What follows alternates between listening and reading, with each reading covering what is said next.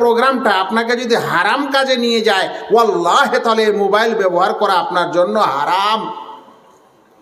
মুসলিম সমাজের মানুষ এটা বুঝে না। যেই জিনিসটা মাধ্যম হয় আপনাকে হারামে নিয়ে যাওয়ার, ওই জিনিসটা আপনাকে ব্যবহার করা হারাম। তাহলে বলবেন কি করব? আপনি এমনি ছোট মোবাইল নিয়ে থাকেন, ওটা দিয়ে কাজ চালান। কারণ এই বড় মোবাইল বা স্মার্টফোনে যদি আপনাকে হারাম কাজে যেতে হয়, তাহলে আপনাকে সেটা ব্যবহার করা জায়েজ হবে না। আমি আপনাদের বাবাদেরকে জিজ্ঞাসা করছি, আপনার ছেলের সম্পর্কে যদি আপনি বুঝতে পারেন যে স্কুলে পড়তে যাচ্ছে, কিন্তু আপনি যদি বুঝতে পারেন যে এরা এই 5-7 জন মিলে এই যে টোটো ভাড়া করছে, এরা স্কুলের নামে তো যাচ্ছে কিন্তু যাবে সিনেমা হলে, তাহলে আপনি কি করবেন? যেতে দিবেন? মানা করবেন তো, যে না তুমি যাবে না, এদের সঙ্গে যাবে না, ওটা বাদ, ওই রাস্তাটাই বাদ। তাহলে এই রাস্তা আপনাকে বাদ দিতে হবে। তৃতীয় জিনিস, আল্লাহর কাছে দোয়া করবেন। আমরা যেন সকলেই দোয়া করি।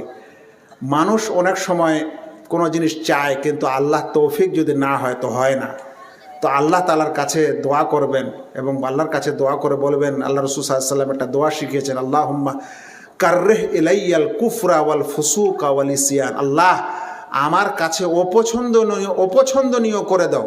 কি অপছন্দনীয়, কি জিনিস করে দাও? কুফুরকে, ওয়াল ইসয়ান এবং নাফরমানিকে, গুনাহকে আমার কাছে অপছন্দনীয় করে দাও। হে আল্লাহ, কাররিহ ইলাইয়াল কুফরা ওয়াল ফুসুকা ওয়াল ইসয়ান, আল্লাহ এই জিনিসটা আমার কাছে অপছন্দনীয় করে দাও। যদি ওটা আপনার কাছে অপছন্দনীয় হতে লাগে, তাহলে তখন আপনি অবশ্যই ছেড়ে দেবেন। আর একটি জিনিস আছে, অনেকগুলাই, কতগুলা বলবো, একটা উপায়, আর একা একা থাকবেন না। এই একা থাকাটা শয়তানের আড্ডা, এবং শয়তান এখানে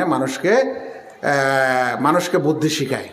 তো শুয়ার সময়ও একাই থাকবেন না, চলাফেরার সময়ও যারা এরকম মন্দ কাজে আসক্ত, তারা আপনারা একা থাকবেন না, বরং আপনার সাথে যেন কোনো ভালো সঙ্গী অবশ্যই থাকে। তাহলে ইনশাআল্লাহ ধীরে ধীরে আপনার কাছ থেকে এগুলা ছুটে যাবে।